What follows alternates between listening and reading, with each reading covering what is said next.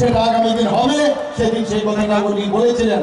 আজকেও আমি দেখলাম যে তার যে কথাটা উনি বললেন যে আমি তো टेलर है, पिक्चर तो अभी बाकी है।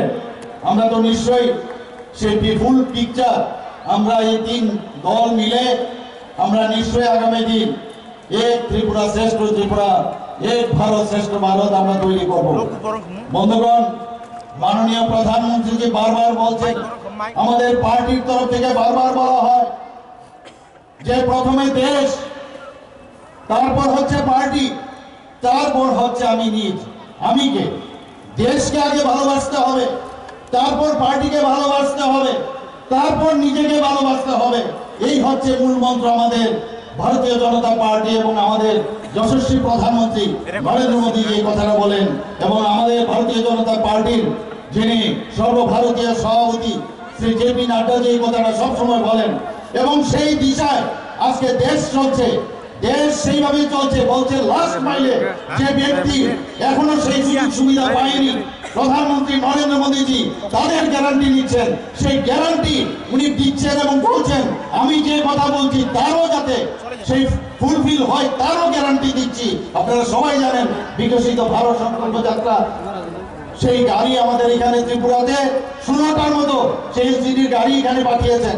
সমস্ত গ্রামে জিপি, ডিসি এবং সমস্ত আমাদের মিউনিসিপ্যালিটি, নগর পঞ্চায়েত, আমাদের ব্লকে 58টা ব্লকে সমস্ত জায়গায় সেই গাড়িগুলো গেছে বিকশিত ভারত সংকল্প যাত্রার গ্যারান্টির গাড়ি।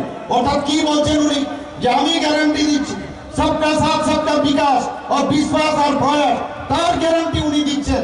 আজকে এখানে যারাই উপস্থিত আছেন আমার মা ও ভাই ও বোনেরা, সবাইকে আমি এই কথাটাই বলবো যে আমাদের বিশ্বাস, আমাদের আস্থা আমাদের মাননীয় প্রধানমন্ত্রীজির উপর আছে। আমি নিশ্চিত যে আগামী 19শে এপ্রিল এবং 26শে এপ্রিল ভারতীয় জনতা পার্টির পক্ষ থেকে আমাদের যে দুই ক্যান্ডিডেট এখানে দাঁড়িয়েছেন, প্রধানমন্ত্রীর হাত যদি আমরা শক্তিশালী না করি, দেশ যদি শক্তিশালী না হয়, কোনো অবস্থায় কেউ শক্তিশালী হতে পারবে না। বন্ধুগণ, সেই কারণে আমি বলছি বিপুল ভোটে আমরা গত ইলেকশনে 2019 আমরা জিতেছি, কিন্তু আমি আশা করি যে পরিমাণের লোক আমরা পশ্চিম আসনেও দেখেছি প্রায় 40,000-এর মতো লোক আমাদের সাথে, আমাদের পার্টি থেকে আরম্ভ করে সব পার্টির থেকে আমাদের এই তিনটা পার্টি এবং জনসাধারণ আমাদের সাথে পায়ে হেঁটে, আমাদের হরিয়ানা থেকেও প্রাক্তন মুখ্যমন্ত্রী এবং বর্তমান মুখ্যমন্ত্রী তিনিও এসেছিলেন। তিনি এসে অবাক হয়ে গেছেন যে এরকম ছোট্ট একটা ত্রিপুরা এইভাবে জনঢল বয়ে গেছে। আমি ত্রিপুরার বহু জায়গায় যাই, সব জায়গায় মানুষের রেসপন্স আমি দেখি। মানুষ আমাদের মোদীজির উপর বিশ্বাস রেখেছে, আমাদের ভারতীয় জনতা পার্টির নেতৃত্বাধীন এনডিএ সরকারের উপর বিশ্বাস রেখেছে। একটা রেসপন্স আমি দেখতে পেয়েছি। এখানে আসার পর সেই রেসপন্স আমি দেখতে পাচ্ছি। বন্ধুগণ, বিশ্বাস রাখতে হবে এবং বিশ্বাসের উপর ভিত্তি করে আমাদের যে মহারাজা বীর আমাদের প্রদ্যুৎ কিশোর দেববর্মা মহোদয়ের সাথে যখনই কোনো সমস্যা হয়েছে, ওনার সাথে আমার প্রায়শ টেলিফোনে কথাবার্তা হয়েছে, ফিজিক্যালি ওনার সাথে আমি কথা বলেছি। অনেক কিছু যে সমাধান, সেই সমাধানের চেষ্টা আমরা করেছি এবং শেষ পর্যন্ত যেটা হলো সেটা হচ্ছে 11টার মতো যে ঐতিহাসিক যে সিদ্ধান্ত অ্যাকর্ড হয়েছে নর্থ ইস্টার্ন রিজনে, তার মধ্যে এখন আরেকটা যুগ হয়েছে, সেটা হচ্ছে ত্রিপুরা মাথার সাথে ভারত গভর্নমেন্ট এবং ত্রিপুরা গভর্নমেন্টের যে এই ঐতিহাসিক চুক্তি। বন্ধুগণ, সত্যি উনি বলেছেন যে এখন শুধুমাত্র টেইলার আর পিকচার বাকি। আমি নিশ্চিত যে আগামী দিন সেই পিকচার আপনারা দেখবেন এবং সেই পিকচার অনেক সময় খারাপ পিকচার অনেক সময় হয়, কিন্তু গুড পিকচার আপনারা দেখবেন, ভালো পিকচার, যে পিকচার দেখে আপনারা বলবেন না সত্যিকারের অর্থে আজকে আমরা শান্তিতে আছি, আমাদের কথা কেউ ভাবছে। এখানে বিস্তারিত আমাদের প্রাক্তন মুখ্যমন্ত্রী এবং আমাদের প্রার্থী বলেছেন, আমাদের রাজীববাবুও বলেছেন এবং ভূপেন্দ্রজি যেভাবে আপনাদের সামনে বলেছেন, আমি সত্যি আপ্লুত ওনার যে ভাষণের যে কথাগুলো উনি বললেন। আজকে আমাদের সত্যি চিন্তার বিষয় যে কিভাবে এই কংগ্রেস সিপিএম এতদিন ধরে এই জনজাতিদের ওদেরকে শোষণ করেছে, আমি বলবো শোষণ করেছে। এবং আমাদের ভারতীয় জনতা পার্টি আমাদের যশস্বী গৃহমন্ত্রী সেটা বুঝতে পেরেছেন, প্রধানমন্ত্রীজি বুঝতে পেরেছেন। তবেই এই কথাগুলো যেটা এখানে বলা হলো, তবেই উনি এই কথা বলছেন যে আগামী দিন সুনেরা দিন আনেওয়ালা হ্যাঁ, ইয়ে তুমি বল सकता हूं। আমি বন্ধুগণ, কংগ্রেস সিপিএম তারা কোন মুখে আজকে একসাথে ওরা এই অশুভ শক্তির বিরুদ্ধে আজকে আমাদের কথা বলতে হবে, ওদেরকে জবাব দিতে হবে। জবাব কিভাবে দেবেন? এই যে আমাদের গণতন্ত্রতে ভোটের মাধ্যমে, ভোটের ভাষ্যে আজকে এতদিন ধরে জনজাতিদের ভোটের ভাষ্যে রূপান্তরিত করেছিল, কিন্তু এখন মানুষ বুঝে গেছে, এখন বুঝে যাচ্ছে সবাই যে সত্যিকারের অর্থে যদি জনজাতিদের উন্নয়ন করতে হয় সেটা একমাত্র মাননীয় প্রধানমন্ত্রী করতে পারবেন।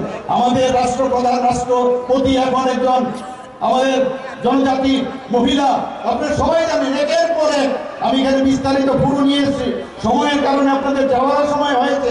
এখানে এক এক বিষয় আপনারা দেখেছেন যে জনজাতিদের জন্য মাননীয় প্রধানমন্ত্রী যেভাবে কাজ করছেন, উনাদের জন্য যেভাবে চিন্তা করেন, একমাত্র উনার উপরে ভরসা করা যায় যে আগামী দিন সবকা সাথ সবকা বিকাশ বিশ্বাস ও তার প্রয়াস করবেন। মাননীয় প্রধানমন্ত্রী কি বলছেন? এই যে ইলেকশন শুধুমাত্র রাজ্যের ইলেকশন না, এই ইলেকশন আমাদের ভারতের কি অবস্থা হবে তার ইলেকশন। সেখানে নীতি নির্ধারণ হবে। আমাদের এখানে কি ট্রেন নেই, কারো রাস্তা নেই, কারো চাকরি নেই, সেই ইলেকশন না, সেটা হচ্ছে অ্যাসেম্বলির ইলেকশন কিন্তু বা মিউনিসিপ্যালিটি ইলেকশন। কিন্তু এই ইলেকশন হচ্ছে সর্বভারতীয় ইলেকশন, লোকসভার ইলেকশন। নীতি নির্ধারণ হবে বন্ধুগণ। আমি সেই কথাই বলছি, প্রধানমন্ত্রী যে কথাটা বারবার বলছেন, মেরে মিট্টি মেরা দেশ। আপনারা ভাবুন একবার কি স্লোগান উনি দিয়েছেন, মেরে মিট্টি মেরা দেশ। আমাদের সমস্ত জায়গায়, সমস্ত ত্রিপুরার থেকে, ভারতবর্ষের সব জায়গা থেকে মাটি নিয়ে আমরা কর্তৃত্ব পথে সেখানে অমৃত বাটিকা উনার যে আহ্বানে আমরা বানিয়েছি, ত্রিপুরাতেও আমরা অমৃত বাটিকা বানিয়েছি। আমরা কোনদিন নিজের মাটি সম্পর্কে আমরা জানতাম না, আমরা মাদারল্যান্ড বলি, পৃথিবীর কোথাও মাদারল্যান্ড বলে না, ফাদারল্যান্ড বলে, কিন্তু একমাত্র ভারতবর্ষে মাদারল্যান্ড বলে আমরা সম্বোধন করি। এই মাকে আমাদের গমন করা উচিত, আমরা সেই পরিস্থিতি জানতাম না। প্রধানমন্ত্রী যে আমাদের বলেছেন দেশকে আগে ভালোবাসতে হবে, যখন উনি বললেন যে হর ঘর তিরঙ্গা, আমরা আগেও পতাকা ন্যাশনাল ফ্ল্যাগ উড়িয়েছি, কিন্তু উনি যখন বললেন যে সবাইকে ফ্ল্যাগ কিনে, নিজের পয়সা দিয়ে কিনে সেটা উড়াতে হবে, এর অর্থ কি? যারা এই দেশকে স্বাধীন করার জন্য বলিদান হয়েছেন তাদেরকে সম্মান দেওয়ার জন্য উনি বলছেন। কিরকম একজন লিডার আমরা পেয়েছি, G20 তো আমরা দেখেছি, সমস্ত লোক মাননীয় প্রধানমন্ত্রীজিকে যে উচ্চ গ্রামে উনাকে রেখেছে, কেউ প্রধানমন্ত্রীজির পায়ে প্রণাম করতে আসে, কেউ মিস্টার বস করে উনাকে সম্বোধন করে। এই হচ্ছে আমরা ভাগ্যবান, এইরকম একজন প্রধানমন্ত্রী আমরা পেয়েছি। বন্ধুগণ, আমরা জানি যে 75 সীমান্ত গ্রাম, কি বলছেন উনি? 75 সীমান্ত গ্রাম, 75 বছর দেশ স্বাধীন হওয়ার পরে উনি বলছেন 75 সীমান্ত গ্রাম বীরকানা, অর্থাৎ প্রতিটা গ্রামে আমরা নিজেরা গেছি। সেখানে গিয়ে যারা আগে আমাদের বিভিন্ন গ্রামে আমরা জানিও না, সেই আনসাং হিরো যারা দেশের জন্য বলিদান হয়েছেন তাদের নাম আমরা বের করেছি, তাদের নাম খোদাই করে সমস্ত 75টা গ্রামে আমরা লিখিত আকারে সেটা আমরা দিয়েছি এখানে। এবং সেই করে এবং বহু জায়গার মধ্যে সিআরপিএফ বা বিএসএফ আমাদের ত্রিপুরার যারা বলিদান হয়েছে দেশের জন্য তাদের নামও সেখানে খোদাই করা হয়েছে। এই হচ্ছে মাননীয় প্রধানমন্ত্রী। উনি কি বলছেন? मैं चौकीदार हूँ। অর্থ কি? চৌকিদারের অর্থ হচ্ছে मैं खुद भी नहीं खाऊंगा, दूसरे को भी खाने नहीं दूंगा। এই হচ্ছে মাননীয় প্রধানমন্ত্রী। এবার আপনাদের কাছে একটা প্রশ্ন আমার, আমি বেশি কিছু বলবো না, একটাই প্রশ্ন করবো আপনাদের সামনে, যে আপনারা কি চান যে এই চৌকিদার থাকবে নাকি ওই সেই ইউপিএ গভর্নমেন্টের সময় স্ক্যামের সরকার আবার আনবেন? আপনাদের কাছে এই প্রশ্নটা আবার রাখছি, আপনারা কি আবার সেই উত্তর আমার জবাব দিতেই হবে। এই জবাব কিভাবে দেবেন?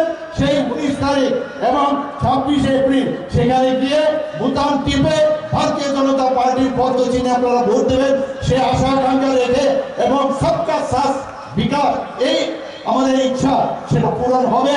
আমি এই আশা রেখে সবাইকে এখানে এতক্ষণ ধরে রোদ্দুরে বসে থাকার জন্য হার্দিক অভিনন্দন ও শুভেচ্ছা জানিয়ে আমি আমার বক্তব্য এখানে শেষ করছি।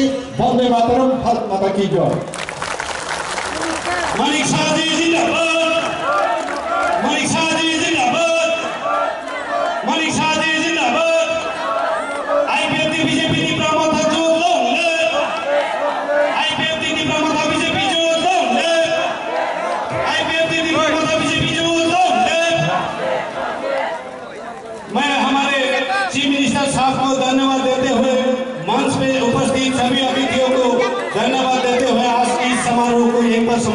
घोषित करता हूँ। धन्यवाद।